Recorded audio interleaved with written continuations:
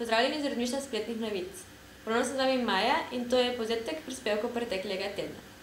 Pred časom smo vam že pisali o brskalniku Opera 10, tokrat pa smo vam predstavili njegovega mlajšega bratca Opera Mini.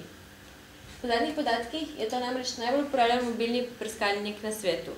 Omogoča vam pa številne možnosti brskanja po spletu direktno z vašega telefona. Kakšno moč imajo spletni uporabniki, se je nedavno tega pokazalo pri spletni skupnosti Flickr. Yahoo je namreč uporabil nov logotip, pa so se mu uporabniki močno uprli in zahtevali njegovo odstranitev.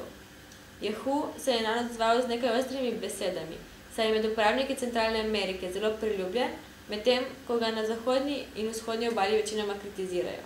Odkrili smo tudi novo spletno stran, preko katere si lahko ogledate nekatere najboljše filme preteklih let. O legalnosti spletne strani watchnewfilms.com sicer ne bomo sodili, vam pa priporočamo, da si na njem ogledate kakšen film, dokler še lahko. Z novim orodjem SiteWiki se želi Google približati Wikipediji. Kot del Googlove orodne vrstice vam ta omogoča, da prispevate tudi vi k vsebini različnih spletnih strani.